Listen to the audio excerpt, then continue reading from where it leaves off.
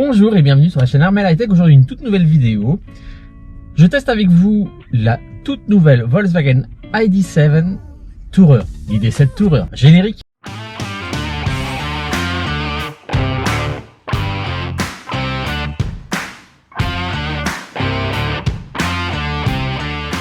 Bonjour et bienvenue sur la chaîne Armel High Tech. Aujourd'hui une toute nouvelle vidéo. Je remercie vraiment la concession Volkswagen de Lorient de m'avoir permis de faire cet essai, ce test avec vous.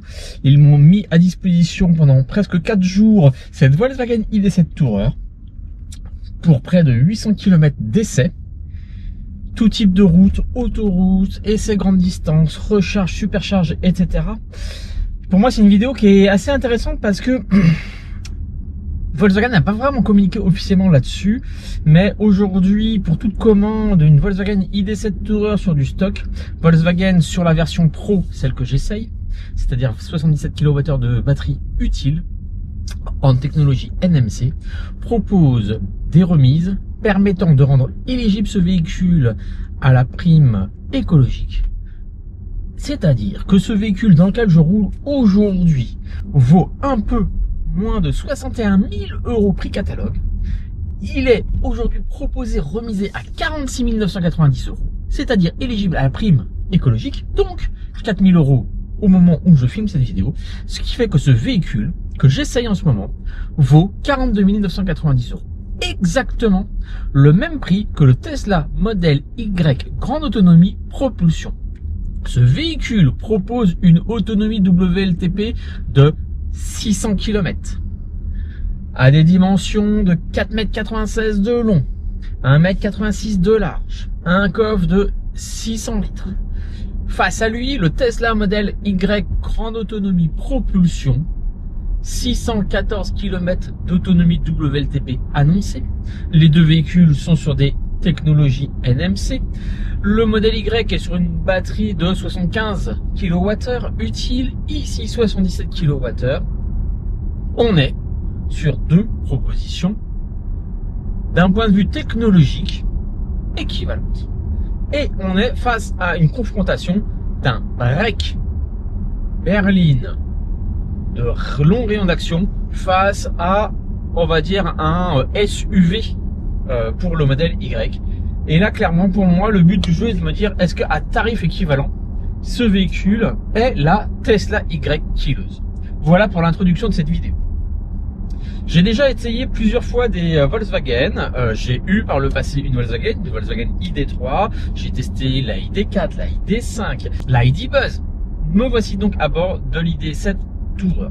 Je dois vous dire que dans mon histoire de l'automobile, je suis vraiment un amoureux des breaks. J'aime beaucoup les breaks d'un point de vue visuel, etc. Sur en volume, en capacité d'utilisation, il n'y a pas mieux. Et c'est vrai qu'on peut se dire que sur le marché des voitures électriques, les breaks ont en théorie un avantage, c'est-à-dire qu'on va avoir un meilleur CX, un meilleur coefficient de pénétration de l'air, donc une meilleure aérodynamisme et donc une consommation améliorée. Est-ce que ce véhicule est là? On est sur une proposition que je vais vous montrer intérieure assez impressionnante.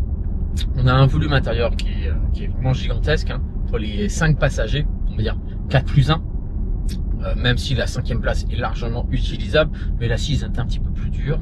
Je suis sur le véhicule que j'essaie, je suis sur la version, on va dire, de base. Je suis sur l'équipement de série, la sellerie des sièges de série. On est sur un simili Alcantara, etc.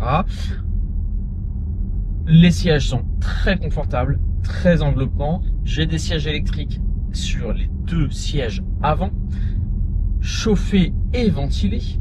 Les sièges arrière sont chauffés, comme sur une Tesla Model Y d'ailleurs. Par contre, la ventilation, là on l'a. Pour l'instant, sur le modèle Y qui est proposé actuellement, non. Volant chauffant, clim 3 zones. Sincèrement, on est sur une proposition intérieure vraiment très très intéressante. Avantage de ce Volkswagen ID7, c'est que j'ai aussi les sièges avant. Là, regardez, si je lance, hop, je me lance le massage en vague de dos et je peux vous dire que le massage est vraiment très efficace. On peut régler l'intensité, la durée, etc. Franchement, une très très bonne proposition. Des places à l'arrière vraiment importantes. On a des prises USB-C ici à l'avant, 2 à l'avant, 2 à l'arrière. J'ai un seul chargeur à induction pour téléphone.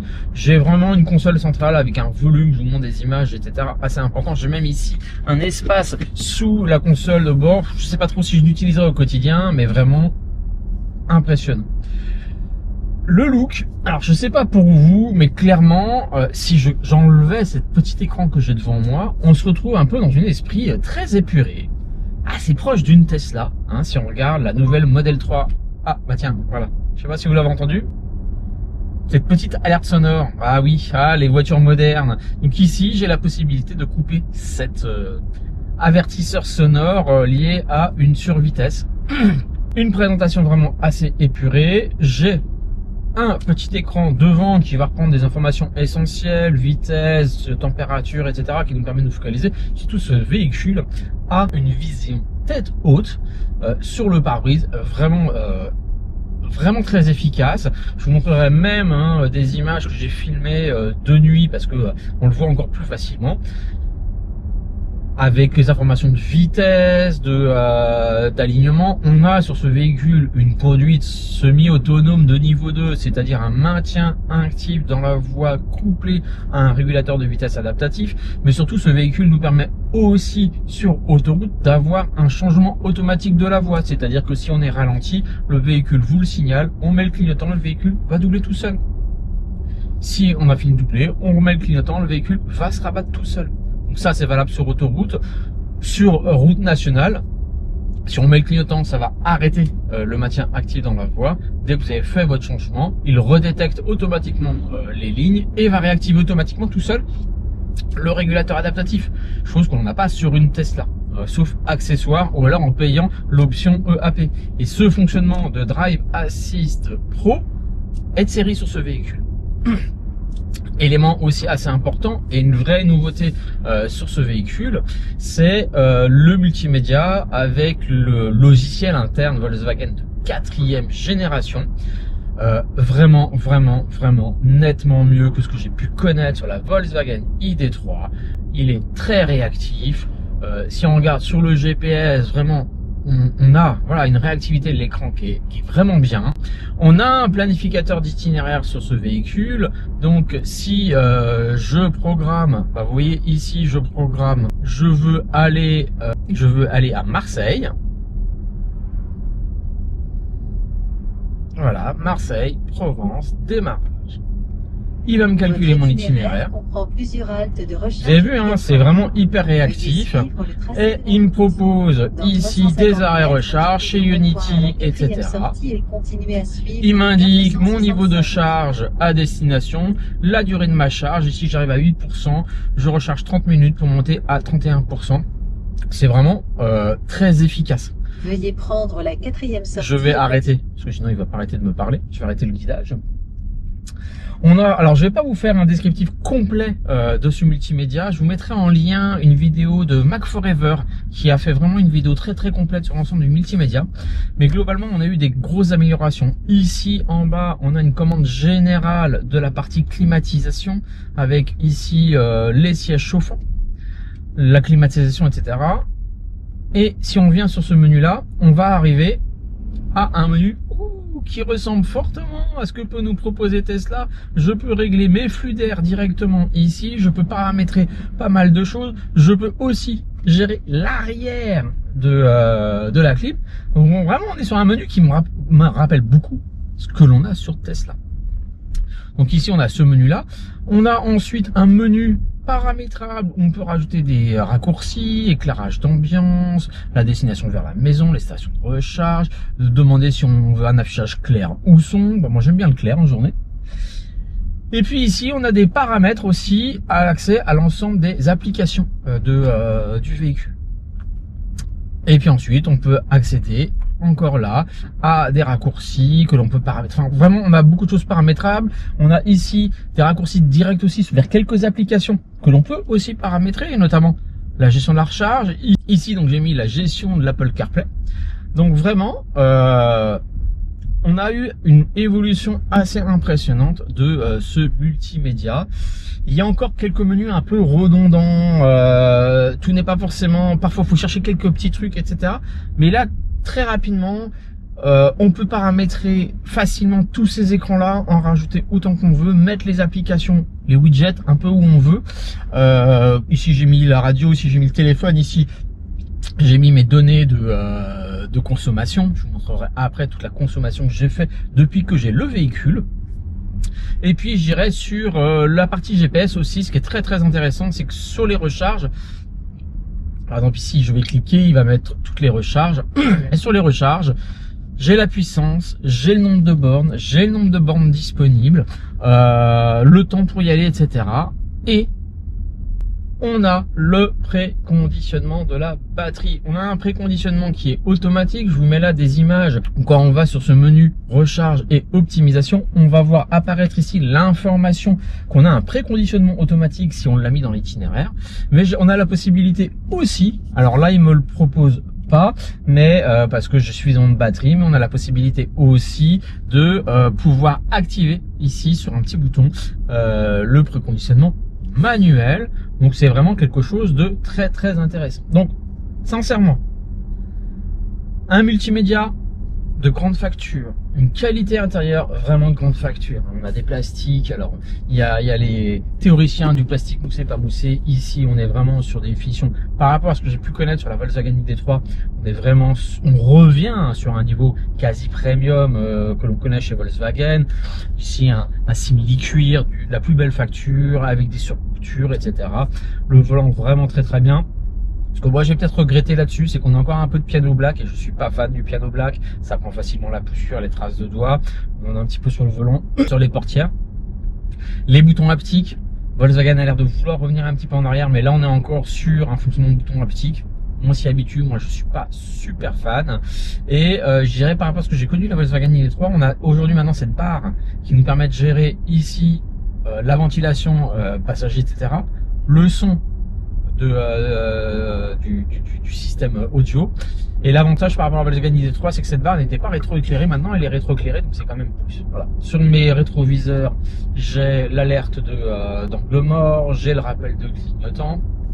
On a ici la possibilité, alors je vous montrerai des images, mais quand on est à l'arrêt, on a une caméra 360 qui est pas mal. La finition est perfectible et on a un grand angle qui est vraiment parfois un petit peu perturbant, mais on a la possibilité de voir juste sur les côtés, etc. Et là, je vais vous montrer des images. J'ai un garage dans lequel j'ai rentré la voiture, où la voiture rentre, mais vraiment à 3-4 cm devant, 5-6 cm derrière et 25 cm de chaque côté. Et rentrer dans cette partie-là est vraiment bien. Deux séries sur ce véhicule. On a un parc assist, donc la voiture peut se garer toute seule, mais surtout, elle a une possibilité, c'est de garder en mémoire votre manœuvre, de définir un lieu et de dire, par exemple, si vous rentrez chez vous, bah, vous lui dites une première fois comment vous rentrez chez vous, et elle va garder ça en mémoire, et quand vous allez revenir à cet endroit là, hop, elle va vous dire est-ce que vous voulez que je rentre, et elle va le faire à votre place. Franchement c'est intéressant. Donc on est sur une proposition vraiment ouais, vraiment optimale. Là ici la console centrale est top, on a plein de rangements, porte-gobelet qu'on peut enlever, changer, etc. Ici on a un vide-poche qui est très très grand, et en termes de volume, comme je vous le montre là aussi, donc à l'arrière les passagers, alors moi je mesure 1m70, je suis pas le plus grand, mais là regardez la place que j'ai à l'arrière. On a un appui-coude, un accoudoir central, pardon, trappe à ski, les sièges, alors vraiment un petit système que j'avais jamais vu. En fait, les sièges ne sont pas inclinables, mais on a la possibilité d'avoir un système qui permet de décaler le niveau d'accroche des sièges arrière et de les incliner un petit peu plus à la verticale pour gagner un peu de volume de rangement dans le coffre. Alors là, si on parle du coffre, on a 600 litres. On a un petit plancher qui permet de partitionner le coffre et d'avoir un plancher complètement plat, ou alors de le mettre dans le fond, qui permet aussi de faire ce lien avec les sièges arrière, etc. On a des rangements sur le côté avec des paniers, et on a un espace sous le coffre assez volumineux, moins que sur une Tesla, mais qui nous permet de mettre les câbles de recharge, etc. Vraiment très bien. À noter, ici je n'ai pas l'option Harman Kardon d'un point de vue audio. Si vous avez l'option Harman Kardon, vous aurez un caisson de base qui va vous prendre un peu moins de la moitié de l'espace de ce. Spoil, pas de spoil, bah oui, on n'a pas de frunk, on n'a pas de rangement à l'avant, c'est toujours très décevant.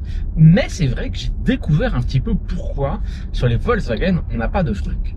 Est-ce que vous voulez l'info? Sur les Volkswagen électriques, à chaque fois, on met en grande qualité de ces voitures le fait qu'on a un rayon de braquage énorme. Cette voiture a un rayon de braquage de 10,90 m. Je peux vous dire que par rapport à mon Tesla Model Y, la voiture est hyper manœuvrable alors qu'elle fait 5 mètres de long. J'ai pas de roue arrière directrice ni rien. Et là, en ville, pour rentrer dans mon garage, etc., pour faire des manœuvres, pour faire des demi-tours, c'est assez impressionnant. C'est grâce à quoi? C'est grâce en fait à l'espace. Là, je vous montre un petit peu. C'est l'espace qui est réservé dans cette plateforme EMB aux roues avant, ce qui permet aux roues de braquer énormément. Et ben quand on regarde là sur la photo, la vidéo, je vous montre. Ben en fait, il reste un espace assez restreint pour caser à l'avant la possibilité d'un deuxième moteur.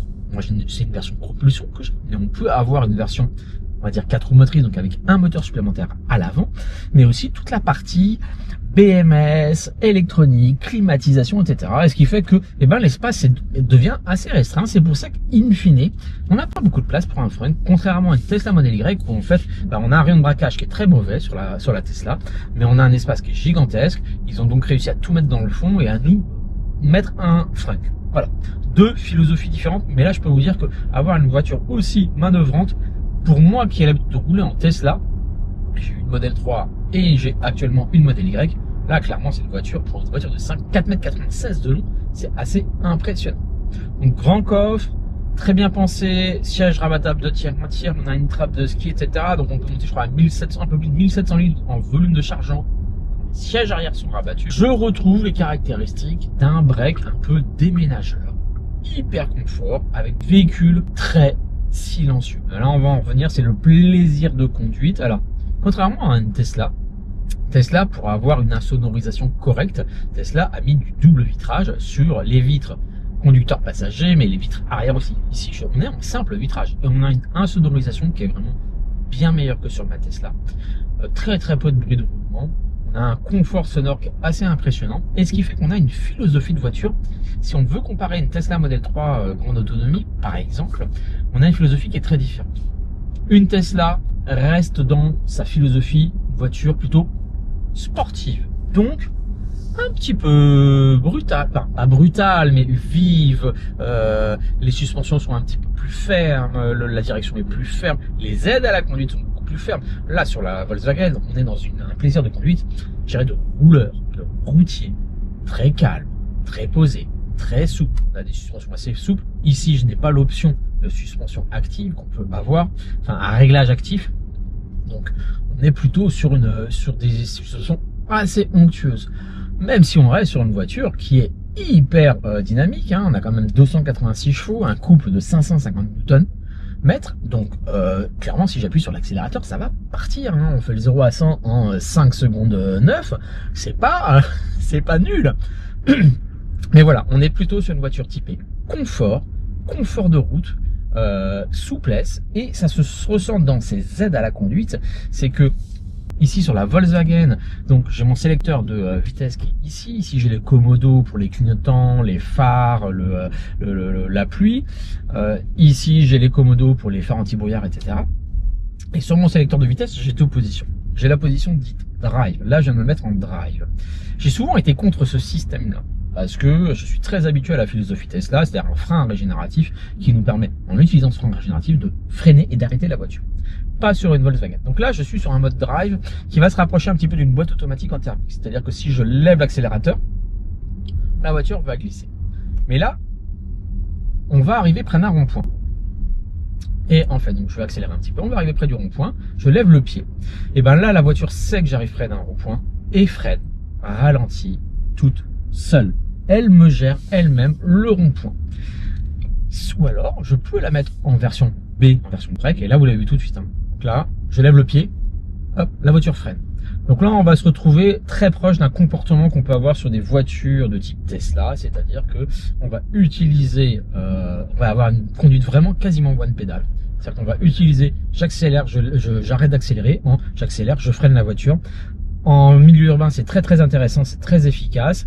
Et on va avoir un très léger ramping. Là, vous voyez, j'arrive et la voiture va ramper très légèrement. Donc si je veux vraiment l'immobiliser, je vais devoir intervenir sur le frein. Et pour avoir connu l'ID3, on a un frein régénératif qui est beaucoup plus important, qui est beaucoup plus efficace, et on est très proche du one pedal. Donc deux philosophies, et c'est vrai que là, depuis que j'ai conduit cette voiture, quand je suis en ville, je vais me mettre en mode break, et quand je vais passer en route, en mode routier, je vais plutôt me mettre en mode D, parce que on va pouvoir utiliser une capacité de la voiture, c'est-à-dire de rester sur son élan et qui est plutôt efficace sur la partie consommation. Donc vraiment un plaisir de conduite qui est assez impressionnant. Derrière, la partie électrique. Alors on est ici sur la version Pro, comme je vous disais, une batterie 77 kWh en nickel manganèse cobalt. Puissance de charge annoncée 175 kW et un 10-80% annoncé en 28 minutes. J'ai fait plusieurs charges rapides et clairement la vitesse de charge elle est là. On pique assez facilement à 170 kW et on était vraiment sur des temps de charge. Et ce qui m'a vraiment assez impressionné, c'est qu'on a un maintien de puissance de la charge assez long, c'est-à-dire jusqu'à 50-60%. On est encore au-dessus des 120-130 kW par rapport à une Tesla où on pique et on tombe assez rapidement. Et là clairement un 10-80 en 28 minutes, on est très proche d'un temps de charge qu'on peut avoir sur une Tesla Model Y ou une Tesla Model 3. Et là clairement on est pour une rouleuse très efficace. Consommation. Là vous voyez depuis qu'on filme, ça fait une petite vingtaine de minutes, j'ai une consommation de 15,9 kWh au 100 km. Donc ce qui va me donner une autonomie réelle plutôt autour des 500 km. Par contre, si je vous le mets là, depuis que j'ai la voiture, j'ai déjà fait 764 km, je suis à 17,1 kWh au 100 km. Au-dessus de la consommation de WLTP, mais on est largement au-dessus des 450 km d'autonomie. Et sur ce cycle-là, j'ai fait beaucoup de nationales à 110 km/h, de l'autoroute à 130 et un peu de fil. Très peu de réseau départemental. Donc je pense qu'en utilisation, ce que je fais moi d'habitude avec mon Tesla Model Y propulsion, je pense qu'on est très proche des 16 kWh au 100 km en rajoutant beaucoup de départemental, etc.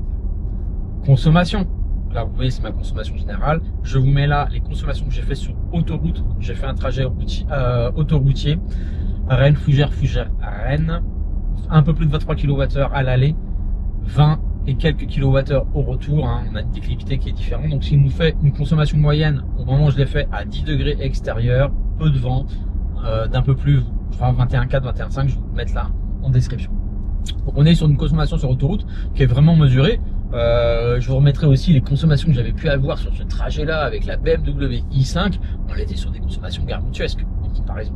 Donc on est vraiment sur une proposition, oui, où cette voiture va vous permettre de faire facilement plus de 400 à 500 km au quotidien. Sur autoroute, clairement, à 20 kWh, on fait facilement 350 à 400 km suivant les conditions de circulation de route, etc. sur autoroute. Donc ça nous donne un rayon d'action qui est vraiment très intéressant. Donc, écoutez, moi je trouve que cette voiture, avec le coffre automatique, avec le déclenchement au pied pour l'ouverture du coffre, allez, le seul truc qui va être désagréable sur cette voiture, c'est que j'ai encore besoin d'une clé.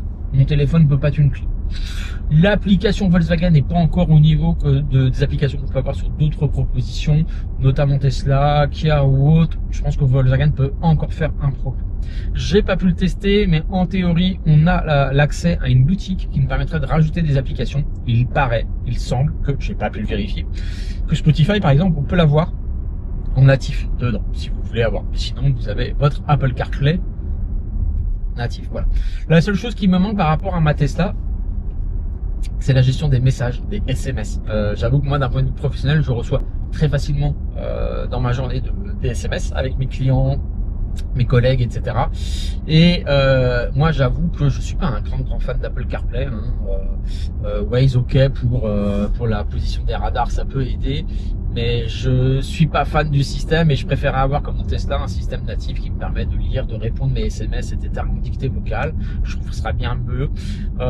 Globalement, par rapport à ce que je connaissais sur la version 2e et 3.0 du software Volkswagen, l'intégration d'Apple CarPlay est mieux pour lire les messages, répondre aux messages. C'est beaucoup plus facile, on peut revenir très facilement au système. Et ce qui était très agréable nous sur l'ID3, c'est si on recevait un message, paf, ça basculait sur l'application message, on perdait le GPS. Et si on arrive à un moment crucial de je dois tourner à droite, à gauche, c'était vraiment très perdu.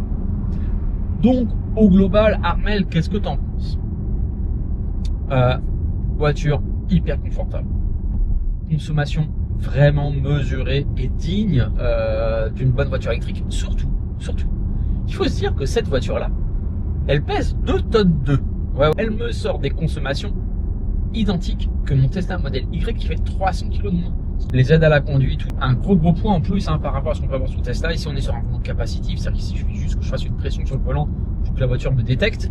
Elle prévient très facilement dès que elle coupe le système par rapport à des systèmes chinois, je trouve, qui sont très dangereux et qui peuvent vous amener à être dans le fossé très rapidement parce qu'ils ne vous prennent pas quand ils ont coupé l'assistance de maintien actif dans la voie. Tant de charges sont là, le système multimédia est là. À 60 000 €, je me suis dit, j'adore, c'est super, mais ça m'intéresse pas. Je n'ai pas un budget, moi, de 60 000 € aujourd'hui à mettre dans ma voiture. À 46 990 € sur lequel on peut déduire 4 000 € d'aide de l'État, 42 990 €. Là, tout d'un coup, je me pose la question parce qu'on est face à une concurrence sérieuse, notamment le Tesla Model Y, mais aussi la Model 3 grande autonomie. Pour ce prix-là, là, il y a match. Là, il y a match. Clairement, il y a match. Vous pouvez choisir la voiture que vous voulez. Cette offre de Volkswagen n'est valable que sur des commandes jusqu'à la fin de l'année 2024. On espère que Volkswagen va réaligner ses propositions tarifaires, etc. J'arrive chez Volkswagen, je vais devoir prendre la voiture et j'en suis très triste. Et là, clairement, aujourd'hui, si je dois changer mon Tesla Model Y propulsion, et j'envisage de le faire, mais clairement, moi, avoir une version à 600 km d'autonomie, moi qui fais 75 000 km par an, beaucoup de grands trajets, ça m'apporterait beaucoup de souplesse de fonctionnement au quotidien. Et ben, si je dois choisir entre une Tesla Model Y, grande autonomie propulsion, ou cette Volkswagen ID7 Tourer, il y a match. Et vous, laquelle choisiriez-vous? Merci d'avoir regardé cette vidéo et à très bientôt sur la chaîne Armel High Tech.